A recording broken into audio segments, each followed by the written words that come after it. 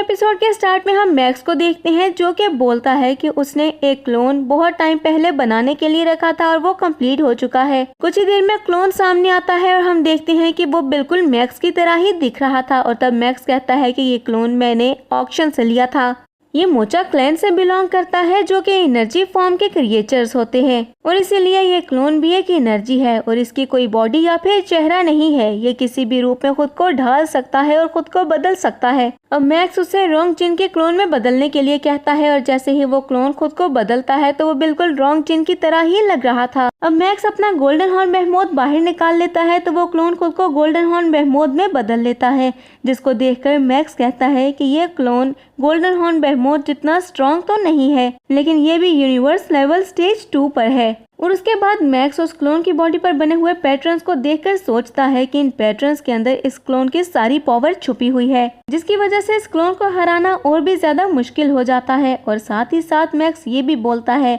कि ये क्लोन मेरी ट्रेनिंग में भी हेल्प कर सकता है। जिसके बाद मैक्स बोलता है कि पहले तो मैं सिर्फ इल्यूजन क्रिएट कर पाता था, लेकिन अब मैं फिजिकल इल्यूजन क्रिएट कर सकता हूँ और अब मैं अपने क्लोन की हेल्प से भी लोगों पर अटैक कर सकता हूँ, जो कि मैं पहले कभी भी नहीं कर सकता था। नेक्स्ट सीन में हम मैक्स को देखते हैं जो कि जिया के साथ प्रैक्टिस करने के लिए एरिना में आ जाता है, जहाँ पर हम मैक्स को देखते हैं जो कि उसे कड़ी टक्कर दे रहा था और अपने इल्यूजन क्लोन्स की हेल्प से वो उसे अटैक करने का मौका भी नहीं दे रहा था। जिसे देखकर बबाता जिया से कहती है कि मैक्स की ट्रेनिंग काफी ज्यादा स्ट्रांग हो गई है और उसने काफी अच्छी ट्रिक्स सीख ली है और इसीलिए मैक्स का सामना करना तुम्हारे लिए बहुत ही मुश्किल हो गया है और ऐसा हो सकता है कि वो तुम्हें हरा दे। और ये बात सुनकर जिया गुस्से से बोलता है कि इतनी जल्दी किसी भी नतीजे पर पहुंचने की जरूरत नहीं है बबाता। मैक्स की ट्रेनिंग में अभी भी बहुत कमी है, उसके पास अभी भी उतनी ट्रिक्स नहीं है जितनी होनी चाहिए और इसीलिए ये मत सोचना कि वो मुझे हरा देगा।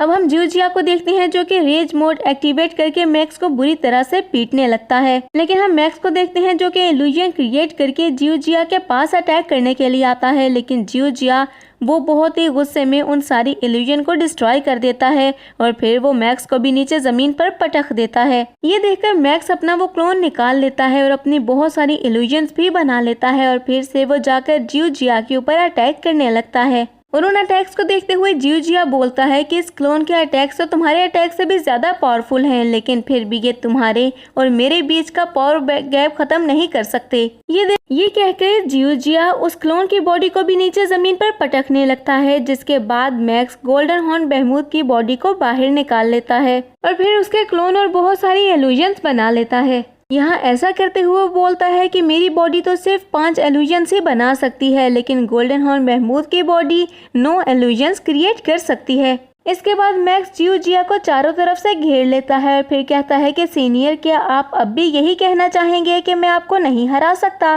नेक्स्ट सीन में हम नोलेंसन को देखते हैं जो कि बहुत ही ज्यादा परेशान नजर आ रहा था और वो गुस्से से कहता है कि ऐसा कैसे हो सकता है, मैक्स मिल्की वे गैलेक्सी का मालिक कैसे बन सकता है। अब मैक्स के पास 2,10,000 प्लैनेट्स हैं और इसी वजह से उसकी पावर मुझसे ज्यादा हो गई है और इसी वजह से अगर वो चाहे तो फ्यूचर में मुझसे बदला भी ले सकता है। तभी हम नोलेंसन की एआई को देखते हैं जो कि कुछ कैलकुलेशन करते हुए उससे कहती है कि मैंने कुछ स्मार्ट कंप्यूटर्स की मदद से आगे का प्लान बनाया है और सभी कंप्यूटर्स ये सजेस्ट कर रहे हैं कि आपको बचने के लिए फाइलम सेक्ट किंगडम से निकल जाना चाहिए। ये सुनकर नोलेंसन तो सदमे में ही आ जाता है और दूसरी तरफ हम 9th प्रिंसेस को देखते हैं जो कि अपने ग्रैंडपा के पास जाती है और उनसे कहती है कि 3x माउंटेन ने फाइलम हेक्स किंगडम के एम्पायर को ये कंप्लेन की है कि हमारे क्लैन ने मिस्टर वू वाले वर्ल्ड में बहुत सारे लोगों को मारा है और वहाँ होने वाली वॉर का जिम्मेदार वो हमें ठहराना चाहते हैं। और ये सुनकर ग्रैंडपा कहते हैं कि मैक्स मिल्की वे गैलेक्सी का मालिक बन चुका है और इसी वजह से 3x माउंटेन के पास अब ज्यादा ताकत है और एम्परर भी 3x माउंटेन का साथ ही देंगे,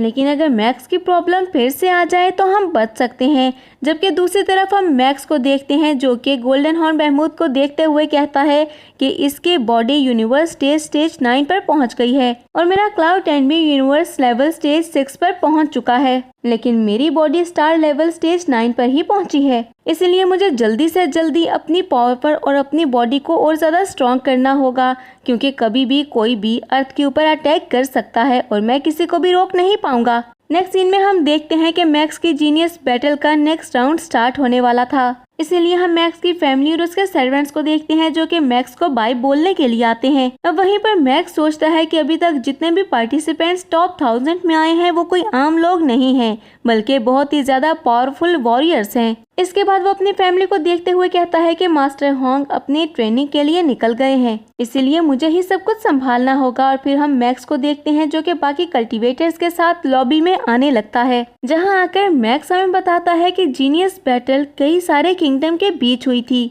और उसी किंगडम के जीते हुए या फिर रनर अप वॉरियर्स आज यहाँ पर इकट्ठा हुए हैं और आज मेरी इन सब से फाइट होने वाली है। तभी मैक्स वहाँ पर रोंग जिन और फेंग ड्रून को देखता है जो कि मैक्स के पास आ जाते हैं और तभी वो वहाँ पर सब एक वॉरियर को देखते हैं और उसको देखकर सब लोग पीछे हट जाते हैं। तभी रोंग जिन मैक्स को बताता है कि इसका नाम वॉलन है और इसे गॉड ऑफ डेथ भी कहा जाता है क्योंकि ये बहुत ही ज्यादा पावरफुल है। इतने में हम देखते हैं कि उसी की तरह दिखने वाली एक और फीमेल वॉरियर भी वहाँ पर आ जाती है जो कि कुछ टाइम पहले मैक्स और रोंग जिन का मैच देख रही थी। तभी वो वॉलन से कहती है कि आज तुम्हें कैसा लग रहा है जब सब लोग सिर्फ तुम्हें ही देख रहे हैं। साथ ही वो फीमेल वॉरियर वॉलन को अपना इंट्रोडक्शन भी दे देती है कि मेरा नाम वूका है, लेकिन हम वॉलन को देखते हैं जो कि उसे पूरी तरह से इग्नोर कर देता है। और ये सब देखकर मैक्स कहता है कि इस लड़की के अंदर काफी ज्यादा गट्स हैं जो ऐसे वॉरियर के सामने बात कर रही है। इतने में रोंग जिन कहता है कि इस लड़की का नाम वूका है और ये प्लेनेट मार्जिन की प्रिंसेस है और ये काफी ज्यादा टैलेंटेड होने के साथ साथ बातें करने में भी बहुत ज्यादा अच्छी है और इसी वजह से लोग इसे काफी ज्यादा पसंद भी करते हैं। लेकिन यहाँ पर एक अंडररेटेड वॉरियर भी है जो कि ज्यादा फेमस नहीं है।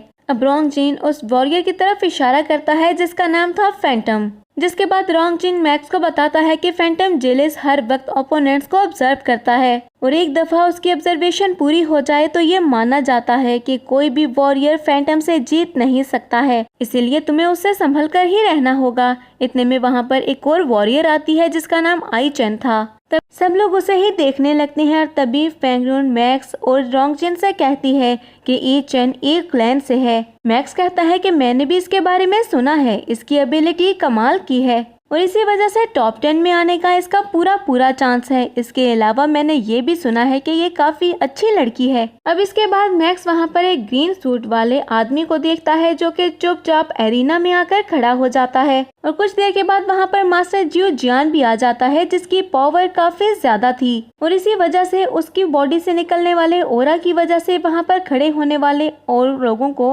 वहाँ पर खड़े होने में भी प्रॉब्लम हो रही थी। उनको देखकर मैक्स सोचता है कि इनके ओरा की वजह से तो लोगों को सांस लेने में भी प्रॉब्लम हो रही है। मैंने इनसे ज्यादा पावरफुल वॉरियर आज तक नहीं देखा है। अब रोंग जिन मैक्स को बताता है कि ये देखकर लग रहा है कि जियो जियान ही आज के मैच के होस्ट है। जिसके बाद वो मैक्स को ये भी बताता है कि जियो जियान ने बहुत से मैचेस में पार्टिसिपेट किया है और हर बार जीनियस बैटल को वो जीतते भी थे। तभी हम जियो जियान को देखते हैं जो कि सबकी ऐसी हालत देखकर अपना ओरा रिलीज करना बंद कर देते हैं। इतने में फेंग ड्रून मैक्स से कहती है कि इनकी पावर को देखकर तो ऐसा लग रहा है कि ये इमोर्टल लेवल पर है। साथ ही लोग इनको अनडिफीटेबल कहकर भी बुलाते हैं क्योंकि इनके जैसे लोग पूरी एक यूनियन को कम्पीट कर सकते हैं और उनको लीड भी कर सकते हैं। इतने में हम मास्टर जियो जियान को देखते हैं जो कि सबको देखते हुए कहते हैं कि आज की हमारी जीनियस बैटल में पार्टिसिपेट करने के लिए बहुत सारे लोग आए हैं जो कि टोटल मिलाकर 10,08,000 हो जाते हैं। अब मास्टर जियो जियान उन सबको वेलकम करते हैं जिसके बाद कहते हैं कि तुम सब में से चुने जाने वाले ताकतवर 1000 लोग, उनमें से 4 लोग मेरे क्लैन का हिस्सा बन जाएंगे। अब ये देखकर मैक्स सोचने लगता है कि यहाँ पर तो इतने अच्छे वॉरियर्स हैं लेकिन एंड पर सिर्फ 1000 लोग ही सेलेक्ट होंगे। जिसके बाद मास्टर जियो जियान सबको बताते हैं कि आज के राउंड में सबने टॉवर ऑफ ट्रायल्स के राउंड्स को पूरा करना है जहाँ पर टोटल 7 टॉवर्स हैं और हर टॉवर में 7 लेवल्स हैं। जिन लेवल्स में आप अलग अलग तरह के क्रिएचर्स का सामना करोगे और जितने ज्यादा आप लेवल्स क्रॉस करोगे उतने ज्यादा ही आपके पॉइंट्स बढ़ेंगे और अगर आप एक टॉवर के किसी लेवल में मर जाते हो तो आपको दूसरे टॉवर में जाना होगा। और इस राउंड के खत्म होने के बाद 7300 वॉरियर्स को ही रूल्स के अकॉर्डिंग उनके पॉइंट्स को देखकर पास किया जाएगा और बाकी सबको एलिमिनेट कर दिया जाएगा। और ये बात सुनकर वो सब चौंक जाते हैं। जिसके बाद मास्टर जियो जियान उस राउंड को स्टार्ट कर देते हैं और हम सभी कल्टीवेटर्स को देखते हैं जो कि अपने अपने टॉवर्स में आ जाते हैं।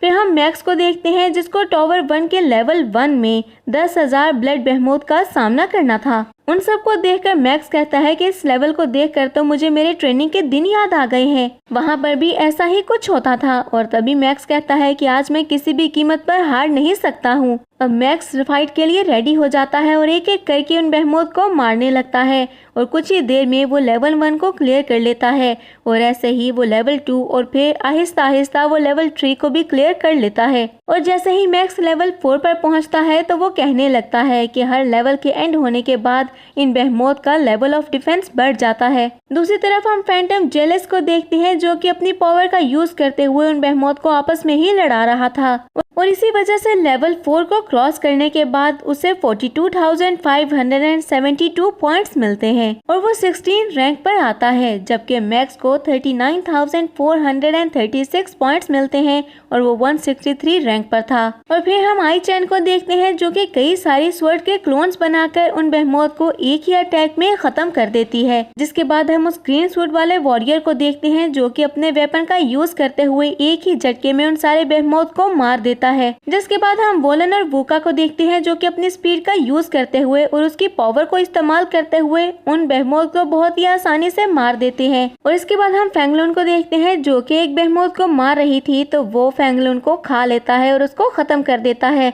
और इसीलिए वो लेवल 4 को क्रॉस नहीं कर पाती है। हम फिर से मैक्स को देखते हैं जो कि लेवल 5 में उन बेहमोद से लड़ते हुए कहता है कि इनकी स्पीड तो अब बहुत ज्यादा इंक्रीज हो चुकी है, इसीलिए अब इनसे जीतना बिल्कुल भी आसान नहीं है, ये मुश्किल होता जा रहा है। और इसके साथ ही हमारी ये एपिसोड यहीं पर एंड हो जाती है।